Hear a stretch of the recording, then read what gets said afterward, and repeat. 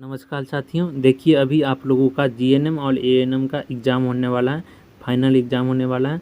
तो आपको किस तरह कॉपी लिखना है ताकि आपको अच्छे से अच्छे अंक प्राप्त हो और आपको अच्छे मार्क्स मिले। ठीक है, आपको कॉपी लिखना आता है या नहीं ये तो आप जानते होंगे। अगर आपको कॉपी लिखना नहीं आता है तो इस वीडियो को आप पूरा ध्यान से देखिएगा।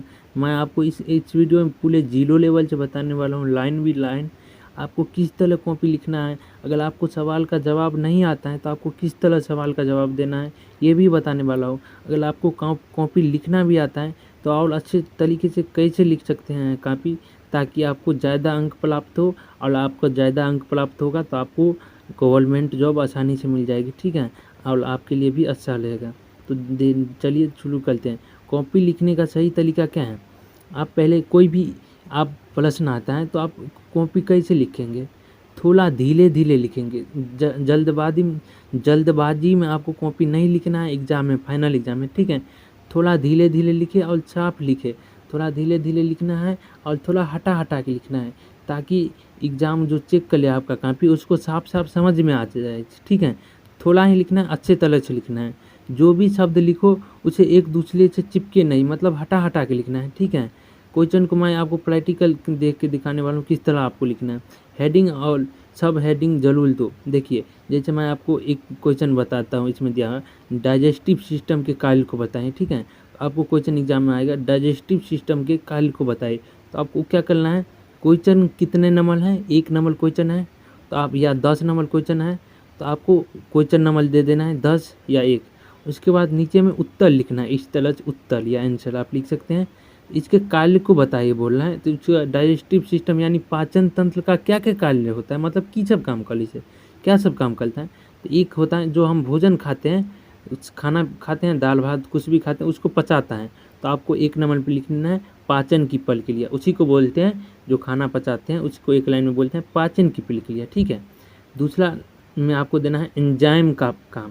जो खाते हैं उसको पचाने के लिए एक केमिकल आता है, उसको एंजाइम बोला जाता है। ठीक है, जो भी आपको पता हो। 3 नंबर में आपको इस तरह से नंबर वाइज देना है। 3 नंबर में आपको देना है भोजन का अवशोषण। जो भी हम खाद्य पदार्थ खाते हैं किस लिए खाते हैं, ताकि उसमें थोड़ा प्रोटीन रहे, मतलब निकले और वो हमारे शरीर या ब्लड में जाए।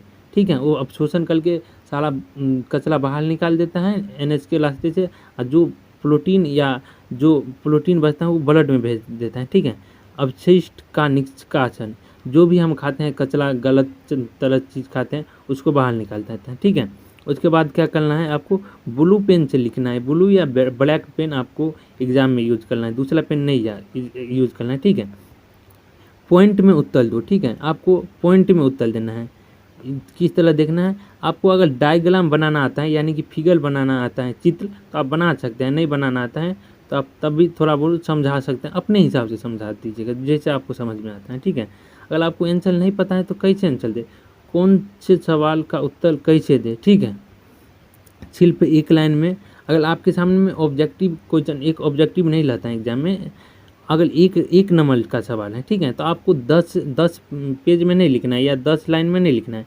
1 नंबर का सवाल है तो आपको 1 ही लाइन में आपको उत्तर देना है, ज़्यादा नहीं दीजिएगा, इससे आपको ज़्यादा नंबर नहीं मिलेगा। देखिए एक लाइन में जवाब दो।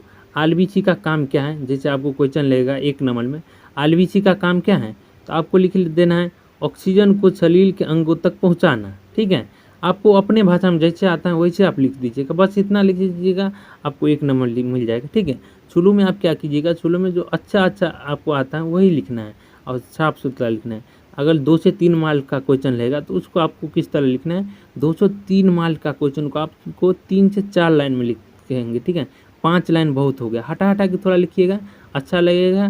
ज़्यादा लिखने से आपको नंबर नहीं देता है। ज़्यादा आप कब लिखिएगा, जब आप ऊपर से 2-3 पेज भर जाए, उसके बाद अंतिम में आप लिख सकते हैं जी। ठीक है, शॉर्ट क्वेश्चन को यानी 2 से 3 नंबर वाले अंक को आपको 3 से 4 पॉइंट में उत्तर लिखना है। ठीक है, और देखिए लॉन्ग आंसर को आप 5 मार्क का कोई एक क्वेश्चन है उसको आप पहले परिभाषा लिखना है किसी चीज़ का। मैं आपको उदाहरण देने के लिए बता दूँ, कोई चीज़ क्वेश्चन होगा उसका परिभाषा है, क्या काम करता है, उसके उद्देश्य, मतलब उसका क्या सब होता है, प्रकार कितने प्रकार के होता है, उसके बाद अंतिम में आपको डायग्राम बनाना आता है तो बना सकते हैं आप। देखिए पास होने के लिए क्या करें, आप अगर आपको कुछ नहीं आता है तो आप पास तब भी हो सकते हैं।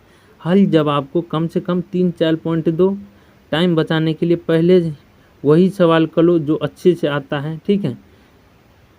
अगर आप डायग्राम, आपको किसी सवाल में डायग्राम नहीं पूछा है, अगर डायग्राम बना के आप समझा देते हैं एग्जामिनर को, तो आपको 1 नंबर एक्स्ट्रा भी मिल सकता है, ठीक है। तो बच्चे को बोलेगा जो आता है वो लिखा अच्छा आता है, ठीक है। देखिए एक बोनस ट्रिक, अगर सवाल समझ में नहीं आए, अगर आपको कोई सवाल बना ले वो समझ में नहीं आए, तो टॉपिक का नाम लिख दो। कोई टॉपिक होगा, किडनी, फेफड़ा, कुछ भी क्वेश्चन होगा तो उस टॉपिक का नाम लिख दो। उसी के बारे में आपको, जैसे किडनी क्या होता है, किडनी की परिभाषा दीजिए। अगर आपको किडनी के बारे में कुछ भी याद नहीं है, नई परिभाषा याद है, तो आप उस टॉपिक का नाम दे दीजिए किडनी। उसके बाद नीचे आंसर लिखिए, किडनी हमारे शरीर का वो महत्वपूर्ण अंग है, इस तरह से आप लिख सकते हैं। किडनी हमारे शरीर को ब्लड को सफ़ा करता है, पेशाब बनाता है, अपने भाषा में लिख दीजिए, ठीक है। आपको एकदम साफ साफ लिखना है, ठीक है। अगर आपको ये वीडियो पसंद आई हो तो लाइक कर लीजिए। आपको क्या करना है, शुरू में जो आता है वही लिखना है। अगर आपको जो सवाल नहीं आता है तब भी आप उसका आंसर देना चाहते हैं, तो आपको क्वेश्चन 2 से 4 बार पढ़ लेना है। उस पढ़ने के बाद आपको कुछ दिमाग में आ जाएगा, उस हिसाब से आप अपना लिख दीजिएगा। आपको एक लाइन में, लाइन बाय लाइन नहीं देना, 1 नंबर 2 नंबर करके इस तरह से क्वेश्चन का आंसर देना। इससे आपको अच्छा मार्क मिलेगा। और आपको कुछ भी नहीं आता है, शुरू में आप लिख दिए, क्वेश्चन वगैरह बना दिए, तो अंतिम में आप थोड़ा बहुत पेज भर सकते हैं, इससे आपको नंबर मिल जाएगा, ठीक है। अगर अभी भी टाइम है, अभी आप थोड़ा बहुत किताब को पढ़ लीजिए, नहीं पढ़ने में मन लगता है तब भी 1-2 बार पढ़िएगा, 1-2 सवाल जरूर बन जाएगा। जैसे आप लीवर वगैरह के बारे में जानते हैं, जैसे देखिए लीवर क्या करता है, खाना पीना को पचाता है, किडनी क्या काम करता है, पेशाब बनाता है, ठीक है। इस तरह इंसुलिन डायबिटीज़ वाले पेशेंट को आपको जो भी नॉलेज होगा, घर पे नॉलेज होगा, अपने शरीर से मतलब आपको नॉलेज होगा किस तरह से हमारा शरीर काम करता है, कैल्शियम की कमी से हड्डी पैर वगैरह में दर्द करता है, ये सब जो भी मालूम हो रहता है वो लिख दीजिए। अगर कुछ नहीं मालूम हो रहता है, प्रोटीन के बारे में बोलता है, तो आप हरा सब्जी लिख सकते हैं।